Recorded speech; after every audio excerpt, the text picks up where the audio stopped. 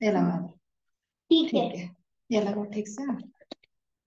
तुम कुछ भी चिंता न करो, हो जाता। हाँ, तो बाकी लोग सब अपने अपने म्यूट कर लेंगे। ऐसा कर दूं क्या ऊपर? चलिए ठीक है, यशोदा बहन शुरू कीजिए। हाँ सिर्फ मैं स्टार्ट कर रही हूँ। मैं कन्नड़ में पढ़ रही हूँ सिर्फ वचन, ठीक है। ठीक है ठीक है। जय मसीह सब एग्री के लाई, जय मसीह। जय जय मसीह की, जय मसीह जय की। मसीह। माइक को बंद कीजिए, सुनीला सिस्टर माइक को बंद कीजिए। हाँ ठीक, गुड गुड। हाँ चलिए शुरू कीजिए। हाँ सिर्फ मैं यशोदा स्टार्ट बहन। करूँ। हाँ हाँ बिल्कुल। ಕೀರ್ತನೆಗಳು सैम्स 146 ಚಾಪ್ಟರ್ एक वचन पढ़ेंगे हम सिर्फ, ठीक है। ಯಾಹುವಿಗೆ ಸ್ತೋತ್ರ, ನನ್ನ ಮನವೇ ಯೆಹೋವನನ್ನು ಸ್ತುತಿಸು, ಪ್ರಾಣವಿರುವವರೆಗೂ ಯೆಹೋವನನ್ನು ಸ್ತುತಿಸುವೆನು, ಜೀವಮಾನವೆಲ್ಲ ನನ್ನ ದೇವರನ್ನು ಕೊಂಡಾಡುವೆನು ಎಂಬುವಂತದ್ದೇ। ದೇವರ ನಾಮಕ್ಕೆ ಸ್ತೋತ್ರವಾಗಲಿ। अब हम प्रेयर करेंगे। अपना आंखें बंद कीजिए।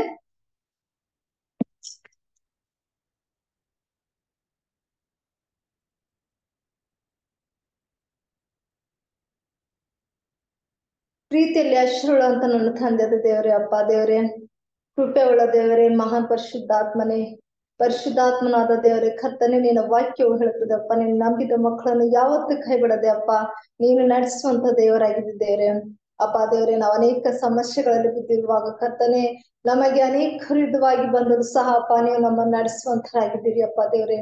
ಅಪ್ಪ ದೇವರೇ, ನಿನ್ನ ಕೃಪೆಯಿಂದ ದೇವರೇ, ನಿನ್ನ ಉಪಸ್ಥಿತಿಯಲ್ಲಿ ದೇವರೇ, ಇವತ್ತು ಪ್ರೀತಿ ಶಿಷ್ಯರು ಹಾಗೆ ಕೂಡಿ ಬಂದಂತ ಎಲ್ಲಾ ಶಿಷ್ಯರಿಗೋಸ್ಕರ ದೇವರೇ ನಾನು ಸ್ವಾಗತವನ್ನು ಕೋರ್ತೇನಪ್ಪ।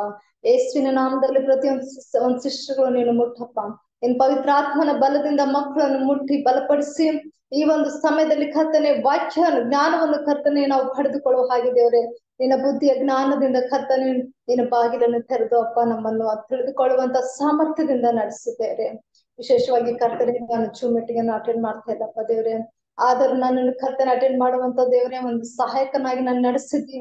ಇವತ್ತು ಅಪ್ಪ ನಿನ್ನ ಕೃಪೆ ಇದೆ ಅಪ್ಪ ದೇವರೇ, ಅಪ್ಪ ದೇವರಲ್ಲಿ ಕೂಡಿ ಬಂದಂತ ಎಲ್ಲಾ ಮಕ್ಕಳೊಂದಿಗೂ ನೀನೇದಪ್ಪ ದೇವರೇ, ಯಾವ ಸಮಸ್ಯೆ ಯಾವುದಾದ್ರು ಸಹ ಮಕ್ಕಳು ಹಿಂತಿರುಗದೆ ತನ್ನ ಸಂಸಾರದಲ್ಲಿ ಕರ್ತನೆ ಇದು ಯಾಕೆ ನಮ್ಮನ್ನು ಈ ಸಮಸ್ಯೆಗಳಿಂದ ನೀನು ನಮ್ಮನ್ನು ತುಂಬಿದೆ ಎಂಬುದಾಗಿ ಮಕ್ಕಳು ಹಿಂಜರಿದೆ ಅಪ್ಪ, ನಿನ್ನಲ್ಲಿ ಬಲ ಹೊಂದಿದ್ದೇವ್ರೆ, ನಿನ್ನ ಸಾಮರ್ಥ್ಯದಲ್ಲಿ ನಡೆಸಪ್ಪ ದೇವ್ರೆ।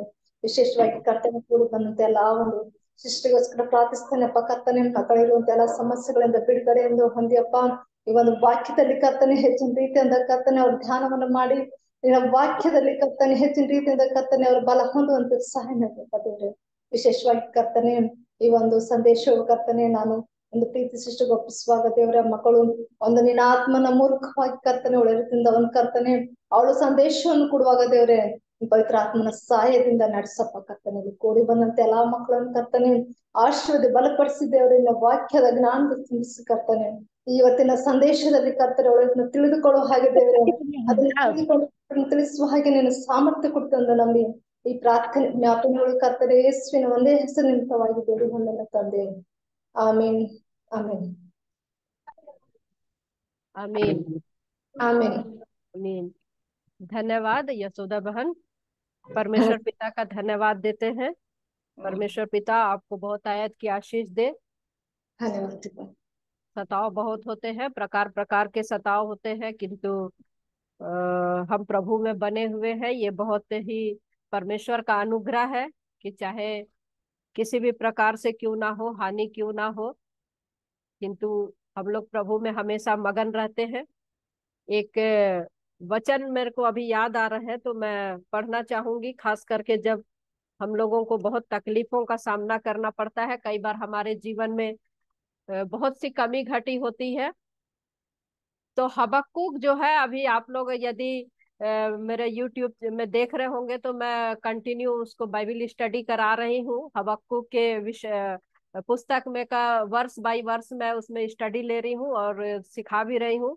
तो वहां पर एक वचन है जो हमको तीसरा अध्याय के 17 पद से मिलता है।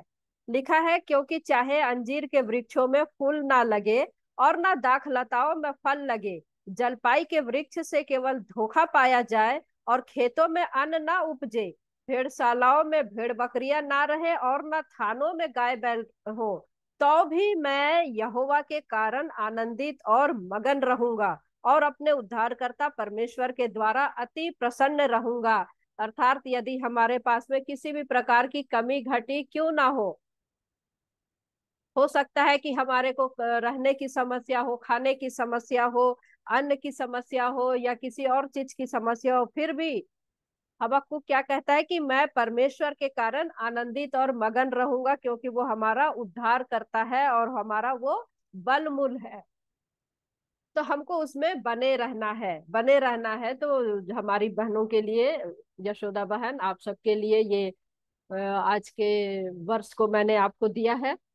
आप इसको अवश्य ही पढ़े, और जब हम लोग को तकलीफों का सामना करना होता है तो ये सब वचन जो है हमको बल देता है, क्योंकि वो हमारा बलमूल है। अभी हम लोग देख रहे हैं कि हम लोग जो हम लोग सीख रहे थे उससे बिल्कुल आज अलग ही हमने आज का स्टडी को लिया है। हम लोग वाचा का संदूक को पढ़ रहे हैं, और आज हमको ये वाले सब्जेक्ट पास्टर साहब ने बोला कि आपको इसके बारे में आज सिखाना है करके, तो फिर मैंने कहा ठीक है, और हम लोग आज सीखेंगे। और बहुतों ने इसके विषय में सीख लिया होगा, और बहुतों ने मैं क्या बोलना चाह रही हूँ ये भी मालूम हो गया होगा। किंतु जब हम लोग वचन को सीखते हैं, जब हम लोग वचन से पढ़ते हैं, तो बाइबिल जो है जीवित परमेश्वर का वचन है, और वचन जो है फैलता है। तो आप जितना सुनेंगे, जितने बार पढ़ेंगे, आपको अलग अलग उसमें या और आपको अर्थ आपको मिलते चले जाएगा। तो हो सकता है कि कुछ बातें हम पहले नहीं सुने हैं, नहीं जानते हैं, आज सीखेंगे, और कुछ बातें ऐसी भी होगी जो आने वाले समय में हम सीखेंगे। तो यहाँ पर हम लोग को सबसे पहले यहाँ हम लोग देख रहे हैं, ये पीडीएफ भी आपके पास में होगा। आप एमएमबी के सदस्य हैं, ये हमको और आपको समझना बहुत जरूरी है कि हम और आप कौन है, कौन है, इसको हमको समझना है। क्योंकि हम और आप जो है एक खास मकसद के साथ में एमएमबी से हम जुड़े हुए हैं। एमएमबी के साथ में हम लोग एक खास मकसद के साथ में जुड़े हैं, और वो क्या है? खरी शिक्षा, खरी शिक्षा। और हम लोग उसके साथ में हम लोग जुड़े हैं, और आप एमएमबी के लिए क्या कर सकते हैं ये हमको समझना जरूरी है। क्या कर सकते हैं, इसका ये मतलब नहीं कि हम बहुत बड़ा डिमांड कर देंगे जिसको आपको फुलफिल करना बहुत मुश्किल हो जाएगा। तो ऐसा ऐसा आप ना समझे, ऐसा आप ना समझे कि हम लोग कोई डिमांड कर रहे हैं, इस तरीके का ना समझे। तो हमको ये समझना होगा कि हम सदस्य हैं, हम खरी शिक्षा के हम सदस्य हैं। हमको जब खरी शिक्षा हमको मिल रहा है तो हमको उसको क्या करना है? फैलाना है, फैलाना है। और तीसरी बात जो है, हम इसमें क्या कर सकते हैं? खर्च कर सकते, खर्च कर सकते, या फिर बोलूंगी कि सिर्फ पैसे की बात नहीं है, खर्च कर सकते, यानी आप किस तरीके से अपने आप को परमेश्वर के प्रति समर्पित कर सकते हैं, किस प्रकार से परमेश्वर के लिए आप डेडिकेट हो सकते हैं, समर्पित हो सकते हैं, और उसके राज्य के लिए आप क्या कर सकते हैं। तो ये चीज इंपॉर्टेंट है। आपने खरी शिक्षा, हमने खरी शिक्षा को पाया है, हमको फैलाना है, और उसमें अपने आप को समय देना है, उसकी गंभीरता को हमको समझना है, और उसके महत्व को हमको समझना है। और देखिए, हम संसार में जब हम हैं, तो मैं अभी पढ़ रही थी, यहेजकेल को परमेश्वर क्या कहता है कि तू पहरुआ ठहरा है। पहरुआ अर्थात क्या होता है? चौकीदार होता है। पहरुआ अर्थात जब हम लोग पुराने नियम में पढ़ते हुए, पहरुए लोग क्या करते थे? टीले में चढ़ जाते थे, और वे लोग देखते रहते थे, या शहर पना की जो दीवार है उसमें चढ़ जाते थे, और वहां से वो लोग पहरुए का कार्य करते थे, चौकीदारी का कार्य करते थे। किस लिए? कि दुश्मन कहीं आ तो नहीं रहा है। और यदि वो चौकीदारी, पहरुए का कार्य यदि वो ढंग से ना करे तो दुश्मन अटैक कर सकता, दुश्मन आक्रमण कर सकता है उस देश में। तो पहरुए का ये काम है कि वो देखभाल करे, और दुश्मन यदि आए तो अपने लोगों को बताए कि दुश्मन आ रहा है, ताकि सेफ हो जाए, या वे लोग युद्ध करना चाहे तो यदि आगे जो है वो तैयारी कर सके, तैयारी कर सके, वो लोग सावधान हो सके। तो इसलिए परमेश्वर ने उस समय में पुराने नियम में जो है पहरुए पहरुए नियुक्त किए थे। तो आज हम देखेंगे कि हम लोगों का क्या स्थान है नए नियम में, हम लोगों का क्या स्थान है। पहरुए उस समय में होते थे, लेकिन इसका ये मतलब नहीं कि हम लोग को कहीं टीले वेले में चढ़ करके हम लोग को भाला वाला और ढाल ले करके खड़ा होना, ऐसा नहीं। हम लोग क्या है, विश्वास से चलते हैं। हम विश्वास से चलते हैं और विश्वास के द्वारा ही हम परमेश्वर के कार्य को करते हैं, उसके राज्य को की शिक्षा को फैलाना और हम अपने आप को खर्च करना, ये हमारा मकसद हो। अब आगे क्या लिखता है, क्या आपने खुद को सही शिक्षाओं से शिक्षित किया है।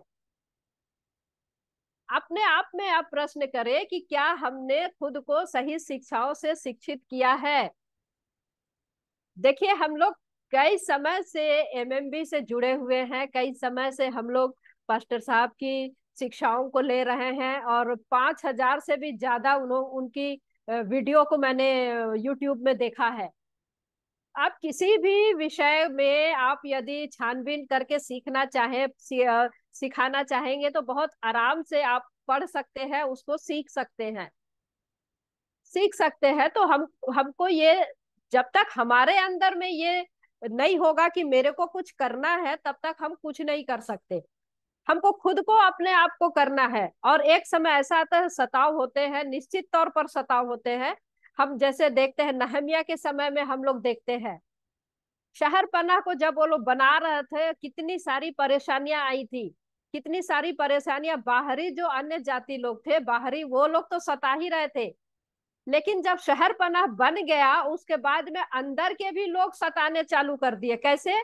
उनके साथ में बेटा बेटी का रिश्ता बना दिए, समधी समधी जुड़ गया। तो स्वाभाविक है कि मैं जो है, मेरे समधी यदि कोई है, समधी समधन है, तो मैं उनको सपोर्ट करूंगी।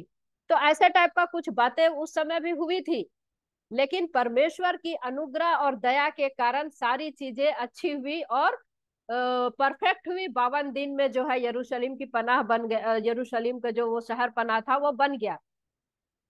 तो निश्चित तौर पर कोई ना कोई रुकावट हमारे जीवन में शैतान लाता ही है। तो हम किस प्रकार से आगे हम बढ़ सके परमेश्वर के कार्य के लिए, तो हमको इस चीज को आज हम सीख रहे हैं मेरे प्रियो। आज हम इस चीज को सीख रहे हैं। और क्या लिखा है, क्या आपने खुद को राज्य के लिए सौंप दिया है। वही मैंने अभी जैसे हमने सीखा कि जब तक हम खुद को समर्पित नहीं करेंगे। देखिए, मोबाइल ऐसा चीज है कि आप दिन भर उसको अगर ऐसे ऐसे भी करते रहेंगे ना, तो बड़ी आसानी से आपको मनोरंजन होता रहेगा, आप हंसते रह जाएंगे दिन भर, या तो फिर आपकी जो इच्छा है वो आप उसमें देख सकते हैं। लेकिन संसार के लिए तो आप और मैं बहुत हम लोग समय देते हैं, लेकिन परमेश्वर के कार्य के लिए हम कितना देते हैं समय। खुद को कैसे हम सौंपे, खुद को कैसे हम खर्च करें, तो उसके लिए हमको थोड़ी मेहनत भी करना होता है, खुद को मेहनत करना है। सबसे पहली बात तो जरूरी है कि हम अपने जो व्यक्तिगत जो हमारा बुराइयां है, हर किसी के अंदर में पाप है, बुराई है, कुछ चीजें आदत में है, कोई चीजें स्वभाव में है। तो हम उसको कैसे निकालेंगे, कैसे निकालेंगे। जैसे मैंने एक बार और बताया था कि आप ये बोल दीजिए, जैसे हम लोगों का, महिलाओं का जो स्वभाव है कि हम लोग लालच करना, दूसरों का चीजों को देख करके, उसके पास में बहुत ज्यादा है तो हमारे पास भी वो चीज होना, उसके घर में 10,000 की चीज है तो मेरे घर में 12,000 की चीज तो निश्चित होना ही चाहिए।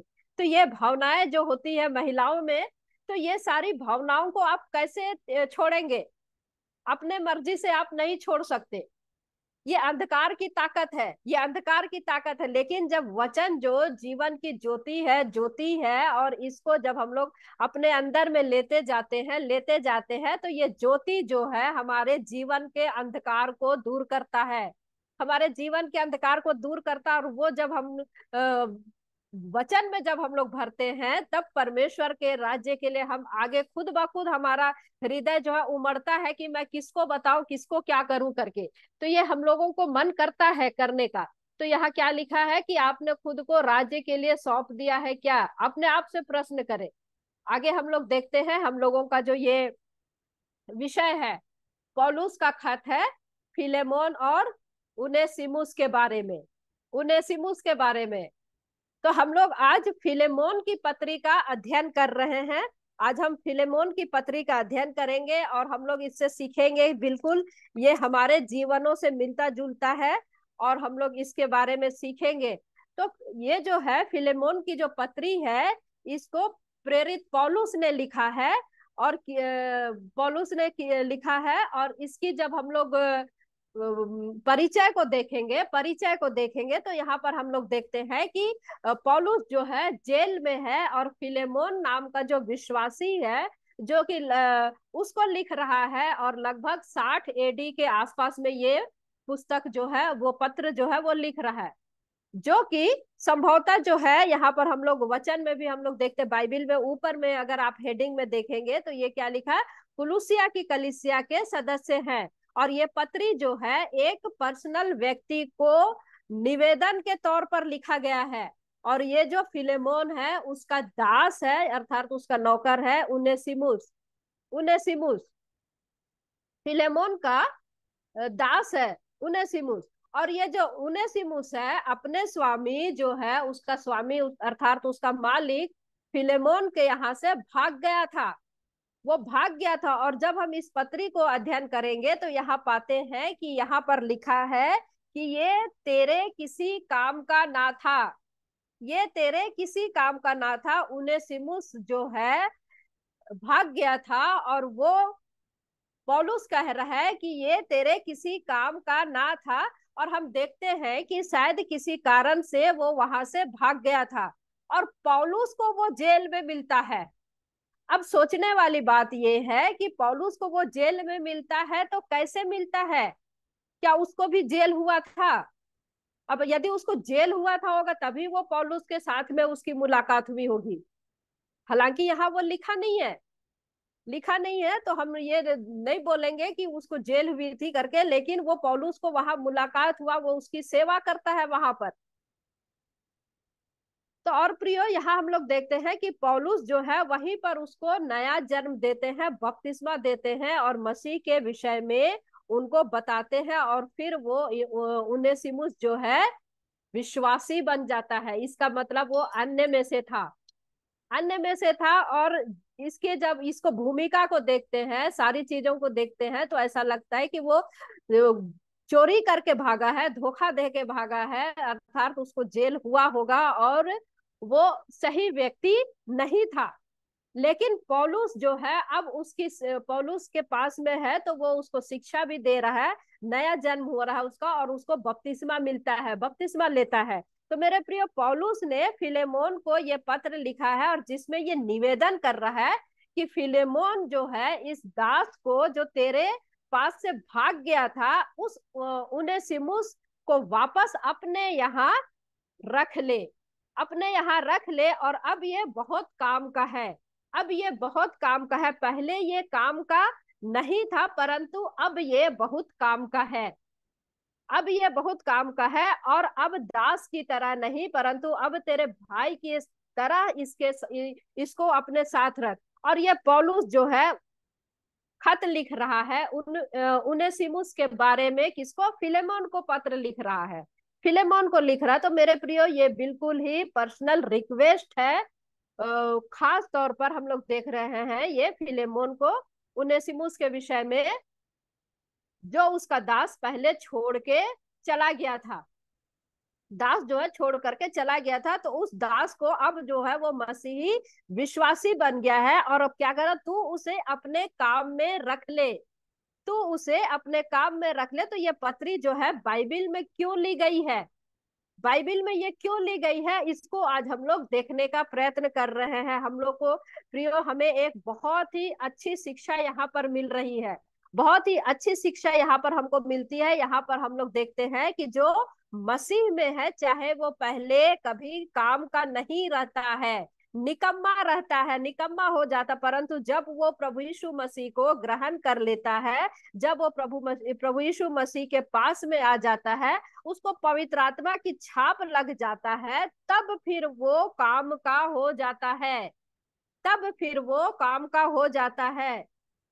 अब आप अपने आप को यहाँ पर तुलना कीजिए, अपने आप के जीवन को देखिए कि हम लोगों के लिए कैसे हम लोग निकम्मे थे, परंतु जब वो हम लोग मसीह को ग्रहण कर लेते हैं, मसीह को ग्रहण करने के बाद में पवित्र आत्मा की छाप लग जाती है, फिर हम काम के हो जाते हैं। प्रिय, पवित्र आत्मा से भरने के बाद में हम देखते हैं कि यहाँ हमको भेद मिलना चालू हो जाता है, भेद मिलना चालू हो जाता है। प्रभु प्रभु यीशु मसीह के काम के लिए हम प्रेरित होते हैं।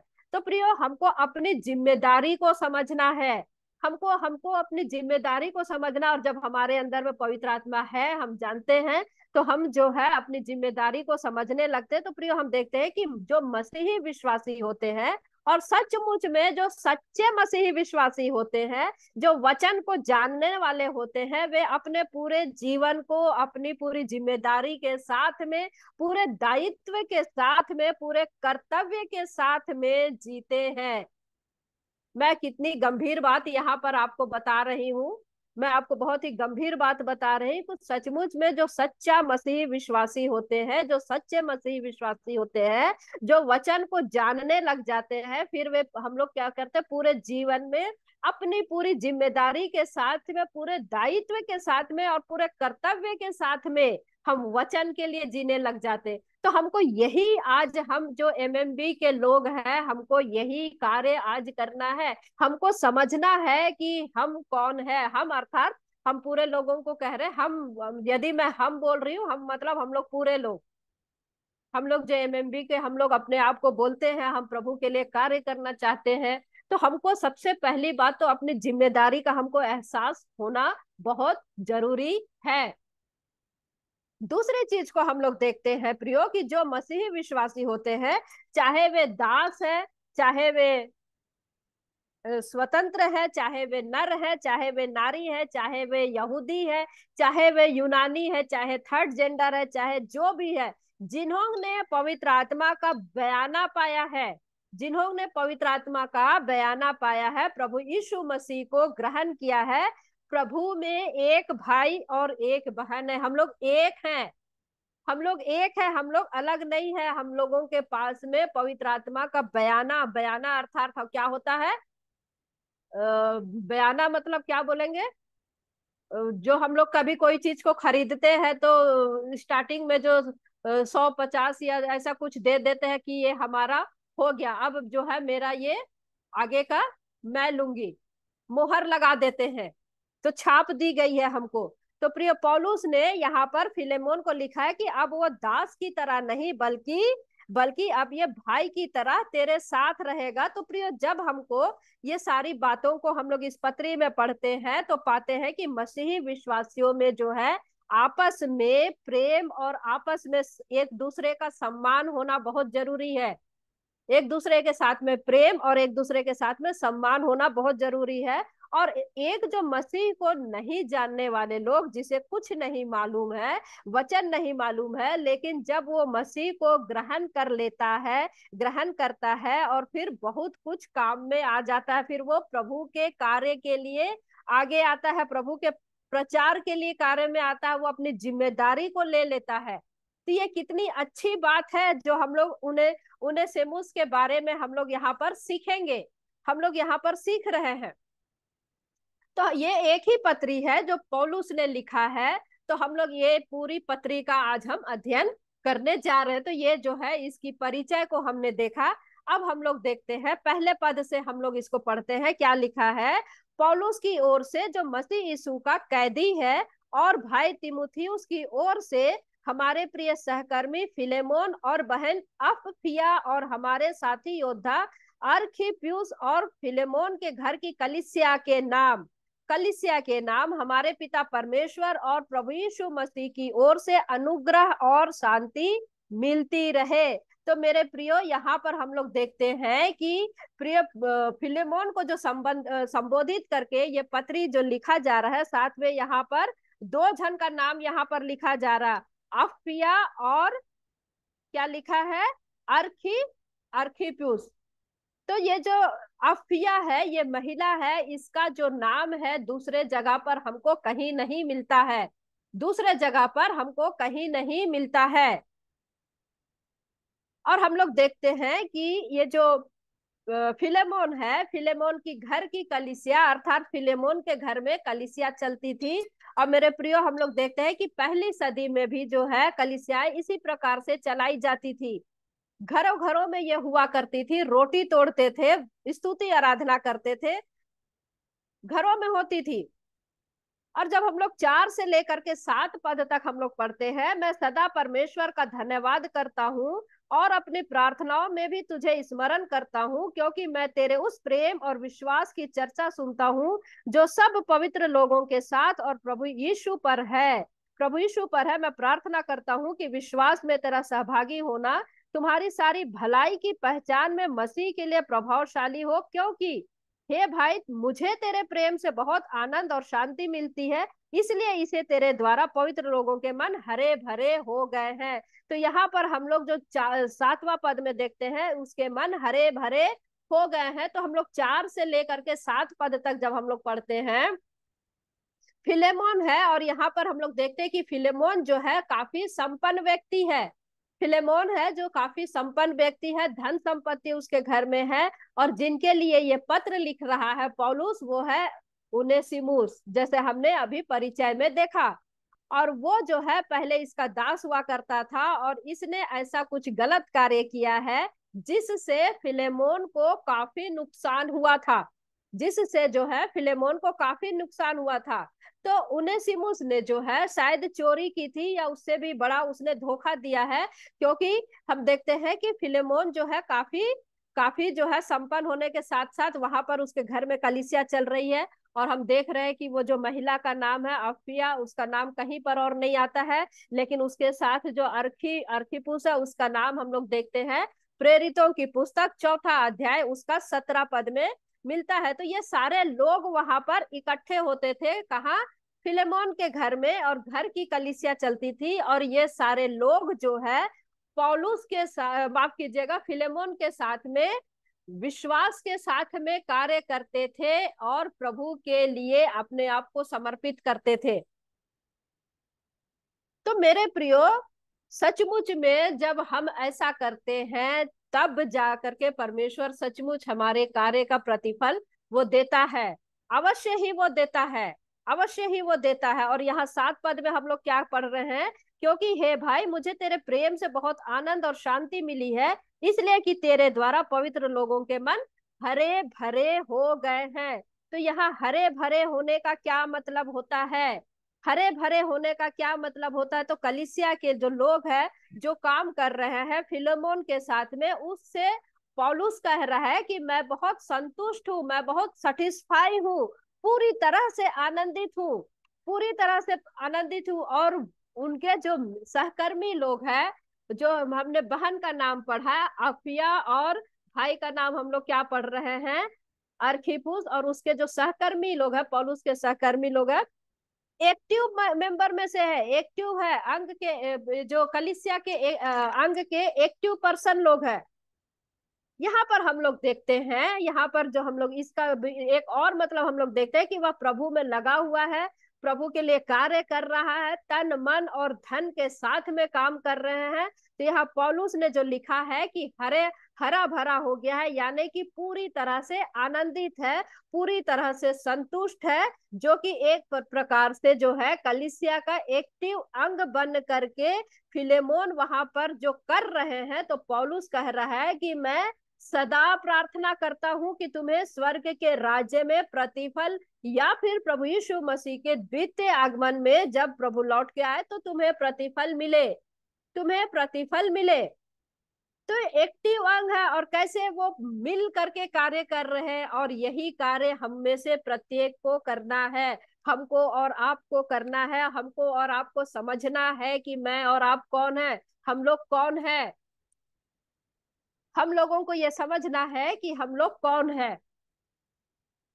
तो प्रियो, सचमुच में हम लोग अपने समय को किस प्रकार से हम खर्च करते हैं, किस प्रकार से हम खर्च करते हैं, अपने आप को जांचे। क्योंकि जब हम अपने आप को जांचते हैं तो इससे बड़ा न्यायी कोई नहीं हो सकता, दूसरे कोई नहीं हो सकते। आगे क्या कहता है पद? 8वां पद क्या कहता है? देखिए, वो उनेसिमुस के लिए निवेदन कर रहा है, इसलिए यद्यपि मुझे मसीह में बड़ा साहस है कि जो बात ठीक है उसकी आज्ञा तुझे दूं। तो भी मुझ बूढ़े पौलुस ने, जो अब मसीह यीशु के लिए कैदी है, और यह और भी भला जान पड़ा कि प्रेम से विनती करूं, मैं प्रेम से विनती करूं।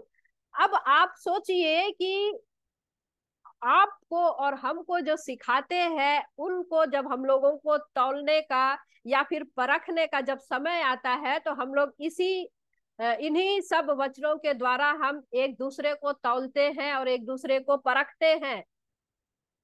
और जब हम लोग सही और अच्छे पाते हैं तो हमको गर्व महसूस होता है, गर्व महसूस होता है। तो मेरे प्रियो, यहाँ पर पौलुस कह रहा है कि मेरे अंदर से मेरे मेरे पास में क्या कर रहा है, अ, साहस है, और मैं इस योग्य हूं कि मैंने तुम्हें सुसमाचार सुनाया हूं। मैंने तुम्हें सुसमाचार सुनाया है, और इस योग्य हूं कि प्रेरित होने के नाते मैं तुम्हें आदेश दूं जो मैं उनेसिमुस के विषय में कहने जा रहा हूं, वो मैं तुम्हें आदेश दूं कि तुझे क्या करना है, लेकिन हम लोग यहाँ पर देखते हैं फिर भी जो है पौलुस नम्रता के साथ में और प्रभु यीशु मसीह के स्वभाव में अपने जीवन को जीने के कारण जीने वाले व्यक्ति थे, और दीनता के साथ में, नम्रता के साथ में जो जीते हैं। यहाँ क्या कह रहा है 9वें पद में कि तो भी मुझ बूढ़े पौलुस को, जो मसीह यीशु में कैदी है, और यही भला जान पड़ता है कि मैं प्रेम से विनती करूं। देखिए यहाँ पौलुस का कैरेक्टर हम लोग को देखने को मिल रहा है, कितना नम्रता और कितनी दीनता के साथ में वो निवेदन कर रहा है। चाहता तो वो आदेश दे सकता था, क्योंकि वो उसका हकदार है, वो चाहे तो वो आदेश दे सकता था, ऑर्डर दे सकता था, लेकिन उनके पास में ये अधिकार है। फिर भी पौलुस कहता है कि मैं प्रभु का दास हूं और मैं प्रभु का प्रेरित हूं, और वो आदेश दे सकता था। किंतु फिर भी हम लोग देखते हैं कि पौलुस ये दीनता और नम्रता से विनती कर रहा है, निवेदन कर रहा है। किससे निवेदन कर रहा है? फिलेमोन से निवेदन कर रहा है। किसके लिए? उनेसिमुस के लिए निवेदन कर रहा है। वो प्रियो, हमको कितनी बड़ी बात यहाँ पर सिखा रहा है कि प्रेम के साथ में, दीनता के साथ में और नम्रता का वो प्रगटीकरण कर रहा है, नम्रता को वो हमको दिखा रहा है निवेदन के साथ में। आज हम लोग कई ऐसे प्रचारकों को देखते हैं जिसको थोड़ा सा नाम मिल जाता है, फेम मिल जाता है, नेम फेम मिल जाता है, तो कितने घमंड से भर जाते हैं। तो मेरे प्रियो, हमको यहाँ पौलुस की नम्रता से हमको सीखना है, पौलुस की दीनता से हमको सीखना है, उसके प्रेम से सीखना है कि वो आदेश नहीं दे रहा, किंतु वो नम्रता से विनती कर रहा है। वो यहाँ पर हम लोग विनती कर रहा, हम लोग उसको देखते हैं। चाहता तो वो ऑर्डर कर सकता था, आदेश दे सकता था, जैसे हमने बताया घमंडी लोग कैसे यहाँ पर हमको बड़े बड़े जब प्रवक्ता बन जाते हैं, प्रेरित बन जाते हैं, भविष्यवक्ता बन जाते हैं, तो वे अपनी नम्रता को खो देते हैं, दीनता को खो देते हैं। और यह हमको बहुत बड़ी बात हमको यहाँ पर पौलुस जो है सिखा रहा है। पौलुस हमको सिखा रहा है, बड़ी नम्रता के साथ में वो निवेदन कर रहा है, बड़ी नम्रता के साथ में निवेदन कर रहा। आप अपने जो सिखाने वालों को यहाँ पर तौल सकते हैं। तो मेरे प्रियो, हमको 10वां पद क्या कहता है? मैं अपने बच्चे उनेसिमुस के लिए, जो मुझसे मेरे कैद में जन्मा है, तुझसे विनती करता हूँ, जो मेरे कैद में जन्मा, अर्थात मेरे द्वारा मैंने शिक्षा दिया है, ये बपतिस्मा दिया है, मेरे साथ में ये कैद में है, अब ये विश्वासी है, और उसके विषय में मैं विनती करता हूँ। देखिए क्या कहता है 10वां पद, मैं अपने बच्चे उनेसिमुस के लिए, जो मुझसे मेरे कैद में जन्मा है, तुझसे विनती करता हूँ। आगे क्या लिखा है पद 11 में? देखिए, वह तो ये जो है पद 11 जो है फिलेमोन की ये पत्री का की वर्स है। तो यहाँ पर क्या लिखा है? वह तो पहले तेरे कुछ काम का ना था, पर अब तेरे और मेरे दोनों के बड़े काम का है। पद 12 क्या कहता है? उसी को अर्थात जो मेरे हृदय का टुकड़ा है मैंने तेरे पास लौटा दिया है। उसे मैं अपने ही पास रखना चाहता था कि वह तेरी ओर से इस कैद में जो सुसमाचार के कारण है मेरी सेवा करे, पर मैंने तेरी इच्छा बिना कुछ भी करना ना चाहा कि तेरी यह कृपा दबाव से नहीं पर आनंद से हो। पर ये आनंद से हो, यहाँ पर क्या कह रहा है पौलुस? क्या कह रहा है? पहले वह तेरे किसी काम का नहीं था, पहले वह किसी काम का नहीं था, वह उसने तुझ पे हानि पहुंचाई है, वह तेरी हानि पहुंचाई है, उसने तुझे धोखा दिया है, हो सकता है उसने चोरी किया है। पहले वो अविश्वासी था, पुरानी सृष्टि में जीता था, लेकिन अब वो नई सृष्टि बन गया है। इसने प्रभु को ग्रहण कर लिया है और अब ये तेरे काम का भी है और मेरे काम का भी है। मेरे काम का भी है। तो मेरे प्रियो, जैसे मैंने बताया कि ये की वर्ष है, तो मेरे प्रियो हमको यहाँ शिक्षा मिलता है कि जो लोग मसीह को ग्रहण करते हैं, चाहे हमारे पुराने समय में हमारे जो जितने भी प्रकार प्रकार के हमने घृणित कार्य किए हैं परमेश्वर के विरुद्ध, तो यदि हमने सच्चे मन से मन फिरा करके पश्चाताप करके प्रभु यीशु मसीह पर सच्चा विश्वास कर लिए, तो अब जो है हम नई सृष्टि बन गए। अब जो है हम नई सृष्टि बन जाते हैं। तो जो निकम्मे होते हैं, अब वो काम के बन जाते हैं, अब वे काम के बन जाते हैं। काम के अर्थात संसारिकता की बात नहीं। उनेसिमुस जो है पहले किस तरीके का था, लेकिन संसारिक था पूरा, और अब जो है वो काम का बन गया है। पहले वो किसी काम का नहीं था, निकम्मा था, परंतु अब वो काम का बन गया है। और वही चीज हम लोगों को भी करना है, चाहे हम लोगों के पास पहले किसी भी प्रकार का जीवन क्यों ना था, किंतु आज हम लोगों को बहुत सारी शिक्षाएं मिल चुकी है, खरी शिक्षाएं हम लोगों को मिल चुकी है। अब हम लोग वचन में परिपक्व होते चले जा रहे हैं। हालांकि ऐसा जरूरी नहीं कि हम लोग पूरे हो गए, ऐसा कोई नहीं होता, क्योंकि दर्पण में हमको अभी धुंधला दिखाई दे रहा है, और एक समय आएगा कि हम प्रभु यीशु मसीह को आमने सामने देखेंगे। तो हम लोग वो दौड़ में दौड़ रहे हैं जहां हमको दौड़ना है। तो प्रियो, हम लोग वो उस दौड़ में दौड़ रहे, सही ट्रैक में जा रहे हैं, तो हम सही मंजिल पर पहुंचेंगे ही पहुंचेंगे। तो निकम्मे थे, पहले हम निकम्मे थे, लेकिन अब हम काम के हो गए हैं। अब हम काम के हो गए हैं। हम हमारे जीवन से परमेश्वर के प्रति अपनी जिम्मेदारी को हमको पूरा करना बहुत जरूरी है। अपने उद्धार के कार्य को पूरा करना बहुत जरूरी है। अपने मिरास के जो अधिकारी जो हम बन गए हैं, उस मिरास के लिए प्रभु यीशु मसीह ने हमारे लिए क्या किया, उसको हमको समझते हुए अपनी जिम्मेदारी को पूरा करना है। तो मेरे प्रियो, हम निकम्मे लोग थे, अब प्रभु यीशु मसीह के काम के हो गए हैं, हम नई सृष्टि हो गए हैं। पहले हम काम के नहीं थे, परंतु अब जो है हम काम के हो गए हैं। हमारे पास में वचन है, परमेश्वर की सहभागिता है, पवित्र आत्मा हमारे अंदर है, खरी शिक्षा है। तो अब जब हम विश्वास में आ गए हैं, तो मेरे प्रियो, पौलुस भी जो है हमें कह रहा है कि अब तेरे काम पहले जो है उनेसिमुस की तरह हम लोग नहीं थे, परंतु अब फिलेमोन तेरे भी कार्य का है, और पौलुस कह रहा है मेरे भी कार्य का है, मेरे की भी कार्य का है। उसके बाद हम लोग क्या देखते हैं आगे? आगे वचन हमको क्या कहता है? पद 12 में हम लोग क्या पढ़े थे? उसी को अर्थात जो मेरे हृदय का टुकड़ा है। अब आप सोच के देखिए, 12 पद में हम लोग क्या देख रहे हैं? मेरे हृदय का टुकड़ा है। अब आप किसको हृदय का टुकड़ा कहते हैं? जिसको आप बहुत प्यार करेंगे, उसकी हर चीज को आपको अच्छी लगती है, उसकी हर चीज आपको अच्छी लगती है, आप उसी को आप अपना हृदय का टुकड़ा कहेंगे। और यहाँ पर हम लोग देखते हैं कि उनेसिमुस जो है पौलुस की बहुत सेवा किया है। जेल में जो है पौलुस की बहुत उसने सेवा की है मेरे प्रियो। लेकिन पौलुस यहाँ पर शिष्टाचार को दिखा रहा है, शिष्टाचार को दिखा रहा है कि मैं चाहता हूं कि तू अपने पास इसको रख ले।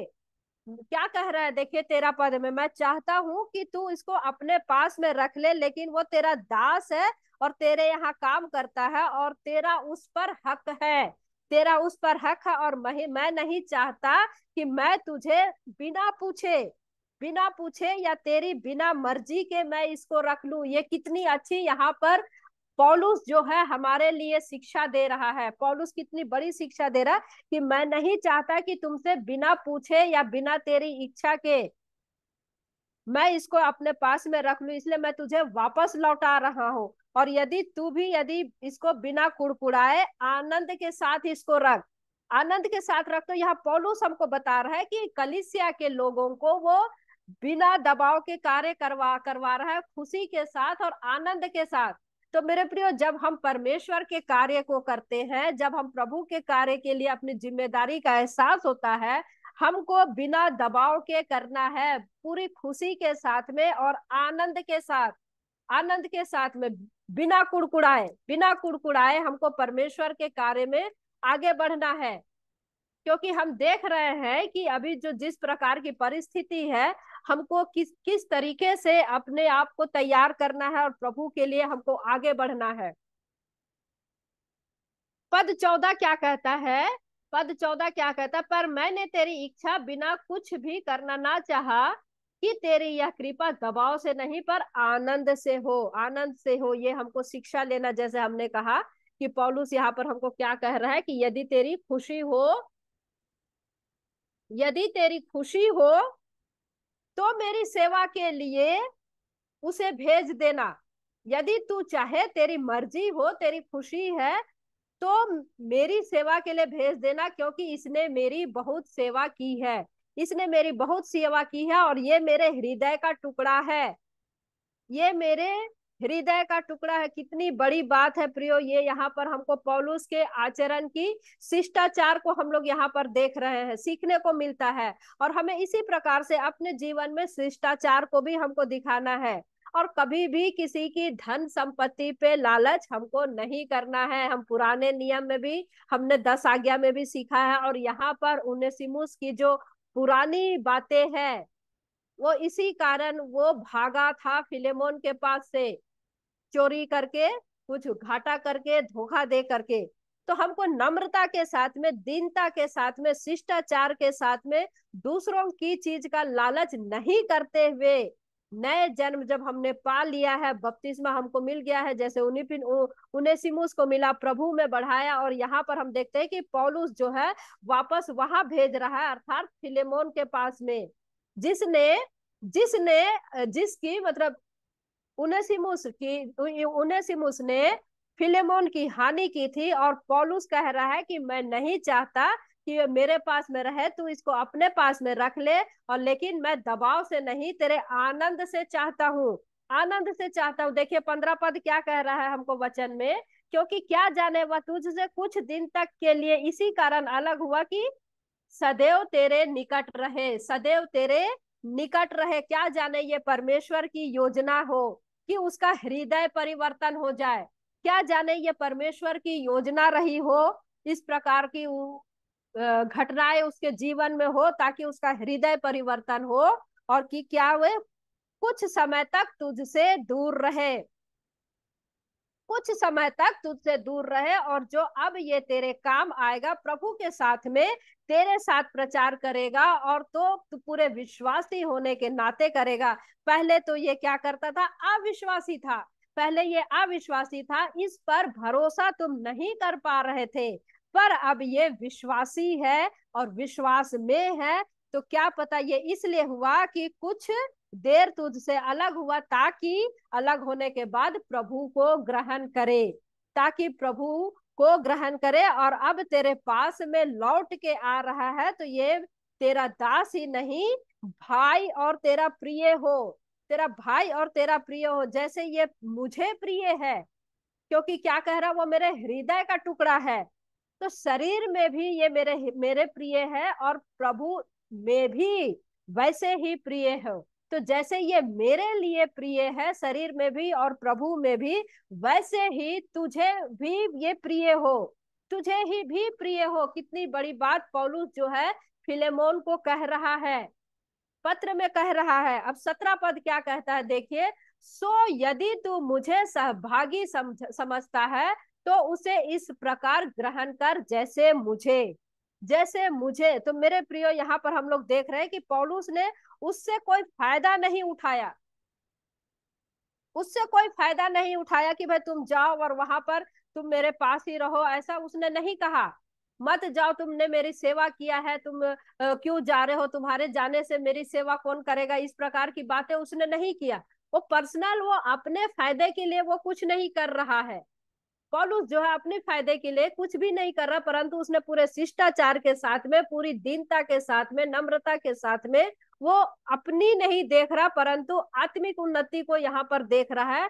और वो क्या कह रहा है कि तू उसके पास में जाओ, बल्कि पौलुस ने उनेसिमुस को याद दिला रहा है कि दास जो है अपने स्वामी के साथ पूरी निष्ठा के साथ में रहे, क्योंकि दास अपने स्वामी के पास में रहे। इसलिए पौलुस जो है वापस उसको उसके स्वामी के पास में भेज रहा है, दास के समान नहीं परंतु भाई के समान। उसकी सेवा कर, उसकी सेवा कर। ये कितनी बड़ी बात यहाँ पर और कितनी गहरी बात यहाँ पर हमको मिलता है।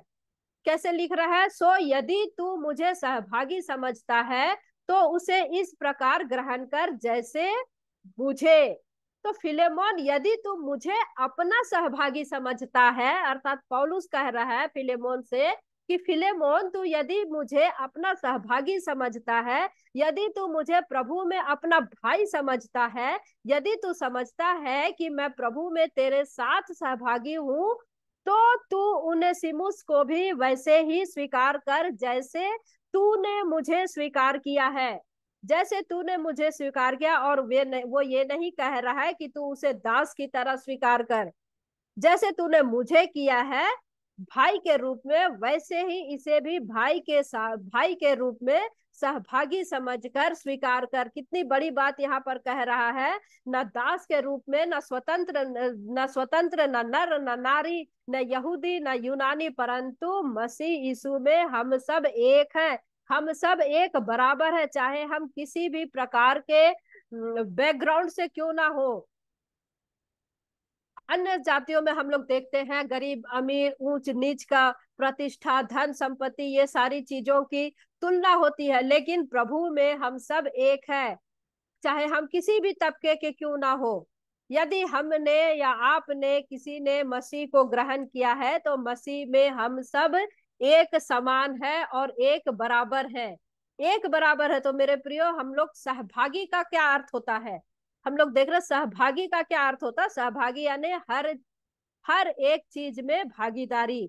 हम मसीह यीशु के अनुग्रह के सहभागी है, अनंत मिरास के सहभागी है, उद्धार के सहभागी है, जो प्रभु यीशु मसीह के द्वारा मुझे और आपको मिला है। तो पौलुस यहाँ पर कह रहा है कि तू इसको भी स्वीकार कर, जैसे मुझे ग्रहण किया है, जैसे मुझे किया है वैसे इसको भी कर।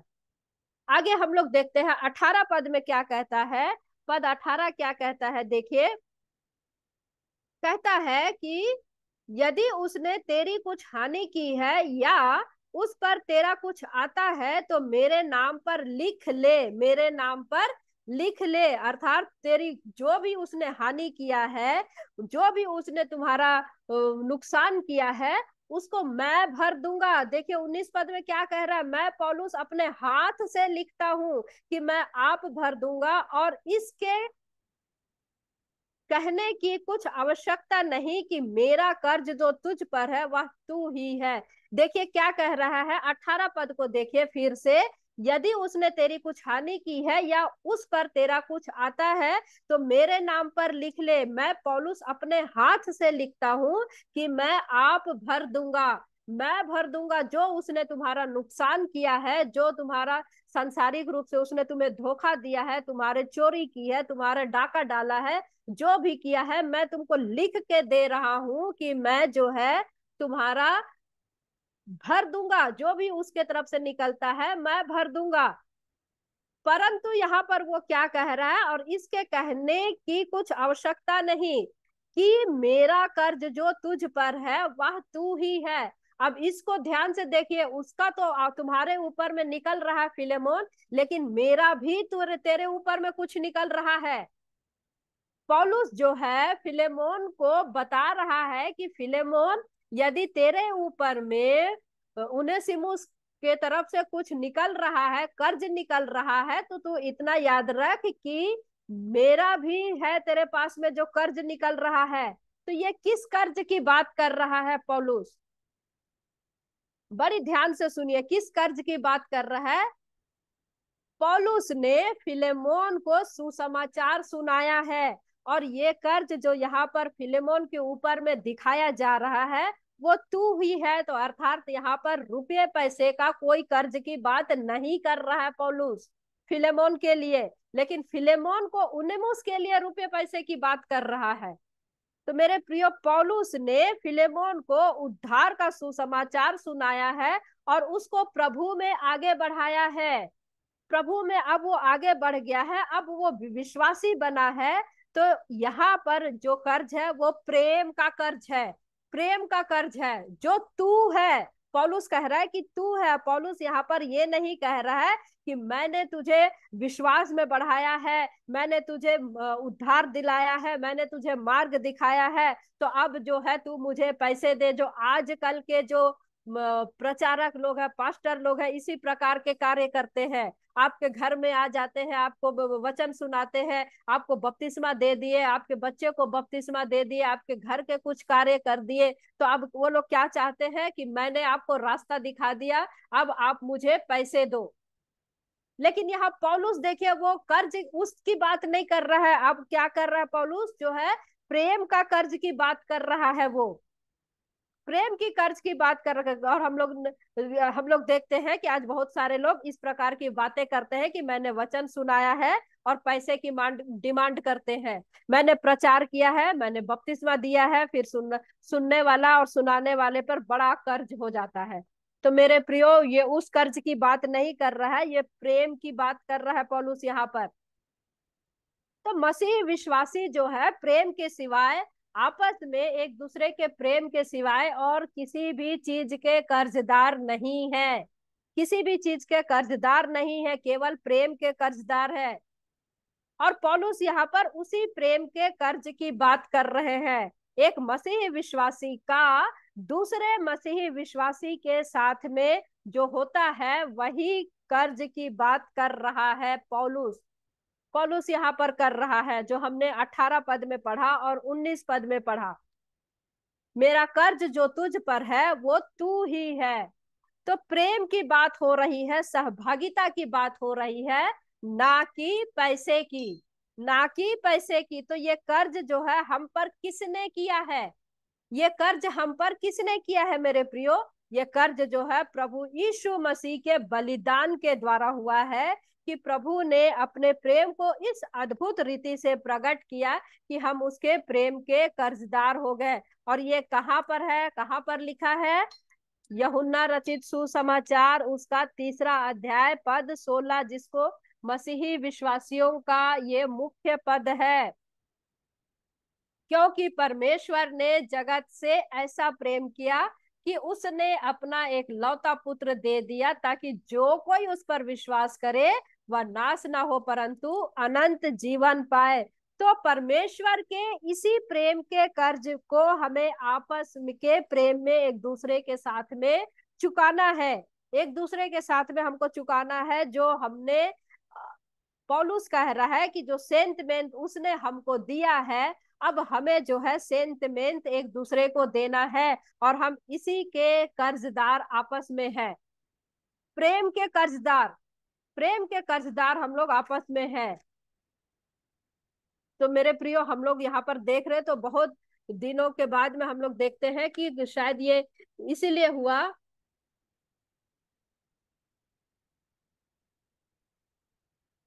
तो कुछ दिनों के लिए हम लोग देखते हैं कि शायद ये इसलिए तू मुझसे दूर हुआ कि अब वो हमेशा हमेशा तेरे साथ रहे। उनेसिमुस जो है कुछ दिन के लिए इसलिए वो भागा कि क्या जाने वो हमेशा के लिए तेरे साथ रहे, बहुत दिनों तक। भाई की बराबरी में इसको रख, भाई की बराबरी में इसको रख और कार्य कर। तो प्रिय फिलेमोन को पौलुस ने उनेसिमुस के बारे में पूरा पूरा ये जो पत्री है, फिलेमोन की पत्री है, इसको वो लिख रहा है कि तू इसे ग्रहण कर। फिलेमोन उनेसिमुस को ग्रहण कर, और जो नुकसान हुआ है अब वो बदल गया है, चाहो तो तुम उसको मैं भर देता हूँ, लेकिन तू ये जो है बदल गया है, अब ये ऐसा नहीं करेगा, अब ये ऐसा नहीं करेगा। तो हम लोगों को यहाँ पर एक शिक्षा मिलती है, शिष्टाचार की शिक्षा मिलती है, दीनता की शिक्षा मिलती है, नम्रता की शिक्षा मिलती है, प्रेम के कर्जदार की शिक्षा मिलती है, और सहभागिता रखते हुए हमको आगे बढ़ना है, इसकी हमको शिक्षा मिलती है। पद 20 क्या कह रहा है, देखिए पद 20 में क्या कह रहा है। हे भाई, यह आनंद मुझे प्रभु में तेरी ओर से मिले, मसीह में मेरे जी को हरा भरा कर दे, हरा भरा कर दे। क्या कह रहा है यहाँ पर पौलुस, मैं आनंद चाहता हूं, मैं इतना आनंद चाहता हूं, मैं इतना फेवर इतना चाहता हूं, मैं आप अपने लिए कुछ नहीं चाहता, मैं चाहता तो इसको अपने पास में रख लेता। और प्रियो, यहाँ पर हम लोग देखते हैं कि कितनी बड़ी और गहरी बात उनेसिमुस के लिए जो है, क्योंकि उनेसिमुस जो है पौलुस की सेवा किया है और कर भी रहा है, और पौलुस जो है अब उसको लौटा रहा है, लौटा रहा है अपने स्वामी को, मतलब उसके स्वामी को, और उसके लिए वो विनती कर रहा है कि अपने लिए वो कुछ भी नहीं रख रहा है। और वे कितनी बड़ी बात है, यदि मेरी सेवा करे तो मैं क्यों भेजूं, क्यों भेजूं। लेकिन यहाँ हम लोग पौलुस की नम्रता और दीनता को हम लोग यहाँ पर हम लोग देख रहे हैं प्रियो। पौलुस वापस भेज रहा है, पहले ये निकम्मा था पर अब काम का है, और जो कुछ नुकसान किया है इसे मैं भर दूंगा, मैं भर दूंगा। कितनी बड़ी और गंभीर बात यहाँ पर हमको देखने को मिल रहा है, कितनी बड़ी और गंभीर बात यहाँ पर छुपी हुई है। तो अब तू मुझे आनंद से भर दे, अब तू मुझे आनंद से भर दे। पौलुस को इस बात की खुशी होगी कि फिलोमोन यदि उसे ग्रहण कर ले, अपने पास उसको रख ले और उनेसिमुस से सेवाएं ले, तो पौलुस को बहुत खुशी होगा। और वो इसीलिए वो यहाँ पर कह रहा है कि मुझे आनंद से भर दे, मुझे आनंद से भर दे, और तू उसको अपने पास में रख ले फिलेमोन, और उससे जो है सेवाएं ले, उससे सेवाएं ले। ये विश्वासी का, एक विश्वासी का दूसरे विश्वासी के साथ का जो संबंध है, वो चीज हमको यहाँ पर बताता है, विश्वासी होने के नाते, भाई होने के नाते। और तू मेरा आनंद पूरा कर, और ये मेरी विनती को तू पूरा कर, मेरी निवेदन को पूरा कर, और मेरे दिल को हरा भरा कर दे, मुझे शांति दे, मुझे आनंद दे। ये फिलेमोन को पौलुस कह रहा है पत्री में। अब आगे जब हम लोग 21 पद को पढ़ते हैं, क्या लिखा है देखिए। 21 पद क्या कहता है, मैं तेरे आज्ञाकारी होने का भरोसा रखकर तुझे लिखता हूँ, और यह जानता हूँ कि जो कुछ मैं कहता हूँ तू उससे कहीं बढ़कर करेगा, तू उससे कहीं बढ़कर करेगा। अर्थात पौलुस को अपने लोगों पर कितना विश्वास और भरोसा है, पौलुस को कितना भरोसा और विश्वास है। आगे 22 पद में क्या कहता है कि और यह भी कि मेरे लिए ठहरने की जगह तैयार रख, यह कि मेरे लिए जगह तैयार रख, मुझे आशा है कि तुम्हारी प्रार्थनाओं के द्वारा मैं तुम्हें दे दिया जाऊंगा। अर्थात वो अभी जेल में है, और वो जान रहा है कि तुम लोग मेरे लिए प्रार्थना कर रहे हो, और जब मैं प्रार्थना, तुम्हारी प्रार्थना के बाद में, और हम मेरा समय पूरा होने के बाद में, जब मैं जेल से छूटूंगा, मैं जेल से बाहर आऊंगा, तो जो जगह मेरे लिए तुम लोग ठहराने के लिए रखते हो, वो जगह जो है तैयार करना, कि मैं वहां पर जाऊं और वहां पर ठहरूंगा, मेरे लिए जगह तैयार करना, अर्थात ठहरने की जगह तैयार करना, कि मैं वहां ठहर सकूं, कि मैं वहां ठहर सकूं। तो ये उनेसिमुस जो है वो पहले कुछ काम का ना था, पर अब तेरे और मेरे दोनों काम का है, दोनों काम का है। और उसके लिए यहाँ पर कितनी बड़ी बात पौलुस जो है फिलेमोन को कह रहा है। और आज जो है हम लोग अपने आप को जांचे कि हम प्रभु में कौन है। मैं और आप प्रियो प्रभु में बहुत ही अनमोल है, तो हमको अपने आप को खर्च करना है, जो हमने शिक्षा पाई है उसको हमको फैलाना है, और हमको आगे बढ़ना है, खर्च करना, अपने आप को खर्च करना है, अपने आप को खर्च करना है। और अंतिम में हम लोग देखते हैं कि यहाँ अंतिम अभिवादन करता है वो, अंतिम अभिवादन करता है कि इप्रास जो मसीह यीशु में मेरे साथ कैदी है, और मरकुस और अरिस्तर्खुस और देमास और लूका जो मेरे सहकर्मी है, इनका तुझे नमस्कार। यहाँ पर देमास की बातें हुई तो मैं देमास के बारे में बता दूं कि देमास जो एक ऐसा व्यक्ति है कि वो एक समय में पौलुस के साथ में है, लूका के साथ में है, लेकिन एक समय में ऐसा आता है कि वो संसार को प्रिय जान करके पौलुस को छोड़ देता है, संसार को प्रिय जानता है और परमेश्वर के वचन को छोड़ देता है। क्यों संसार को प्रिय जाना उसने? संसार में का आनंद, संसार में का खुशी उसको ज्यादा प्रिय लगा, परमेश्वर के वचन में रहना उसको प्रिय नहीं लगा। और दिमाग जो है संसार वचन को छोड़ करके एक समय में फिर वो चला जाता है। हमारे प्रभु यीशु मसीह का अनुग्रह तुम्हारी आत्मा पर होता रहे, आमीन। तो यहाँ पर हम लोग देख रहे हैं प्रियो, ये जो हम लोग देख रहे हैं एमएमबी में, हम लोग देख रहे हैं कि खरी शिक्षा को हमको जो हम ले रहे हैं इसको हम लोग फैला रहे हैं, और हमको ये खर्च भी करना है। तो ये 3 बातों के साथ में हमको अब आगे बढ़ना है। और जैसे मैं बहुत धन्यवाद देती हूँ, बहुत सारी बहनों ने अपने नाम को दिए हैं कि हम लोग अब आगे कुछ करना चाहते हैं और प्रभु में आगे बढ़ना चाहते हैं, अपने आप को डेडिकेट करते हैं, समर्पित करते हैं। तो बहुत सारी बहनों ने अपने नाम को दिया है, मैं हर एक का धन्यवाद देती हूँ। और जिन्होंने नहीं दिया है, और यदि आपकी इच्छा है देने का, प्रभु के लिए कुछ करने का, तो आप अवश्य ही अपने नाम को दे। और किस प्रकार से करना है, अगुवाई मिलेगी, गाइडलाइन मिलेगा, सारी चीजें मिलेगी, और हम लोग परमेश्वर के लिए समर्पित हो सकेंगे, परमेश्वर के राज्य के लिए अपने आप को दे पाएंगे। तो मैं परमेश्वर पिता का धन्यवाद देती हूँ आज की शिक्षा के लिए, आज के वचन के लिए। उनेसिमुस के बारे में हम लोग सीखे और अपने आप को हम लोग तौलते हैं कि हम लोग कहाँ पर है। आइए प्रार्थना करेंगे। सृष्टिकर्ता परमेश्वर पिता, धन्यवाद देते प्रभु जी आज के वचन के लिए जो आपने हमारे जीवन में दिया। हमें आप आगे बढ़ाते हैं प्रभु जी, अपने वचन से हमें तृप्त करते हैं पिता। अपने वचन के आनंद में प्रभु हमें भरपूरी के साथ में देते हैं प्रभु, कि आपके वचन में हम आनंद की भरपूरी को प्राप्त करते हैं। तो प्यारे पिता परमेश्वर, आपके वचन जब आपने हमें दिया है प्रभु जी, होने दे कि जो तोड़ा आपने हमको दिया है उसका हम सही इस्तेमाल करने पाए प्रभु, आपके लिए अपने आप को खर्च करने पाए प्रभु जी। होने दे पिता परमेश्वर, जो पहरुए के रूप में आपने अपने लोगों को खड़ा किया था, आज आप विश्वास के तहत आप अपने लोगों को खड़ा करते हैं प्रभु जी, कि आपके वचन को फैला सके, आपके राज्य के लिए प्रभु जी हम आगे बढ़ने पाते हैं। प्यारे पिता परमेश्वर, होने दे कि जितनी बहनों ने अभी सुना प्रभु जी, हर एक के हृदय से आप बातचीत करें प्रभु, अपने वचन को भरे प्रभु जी। होने दे पिता परमेश्वर कि हमारा जीवन प्रभु आपके राज्य के लिए कार्य करने वाला होने पाए प्रभु जी। धन्यवाद देते पिता परमेश्वर, हम में से प्रत्येक के जीवन में आपने सुना प्रभु जी, आपने देखा प्रभु जी हम कितनी आपके वचन को गंभीरता से लेते हैं, सीखते हैं, सिखाते हैं प्रभु जी। हर एक को आप आशीषों से भरे राजा। होने दे खुदावन की हर एक कमी घटी में भी हम आपको धन्य और धन्य कहने वाले होने पाए, पहला स्थान आपको देने वाले होने पाए प्रभु।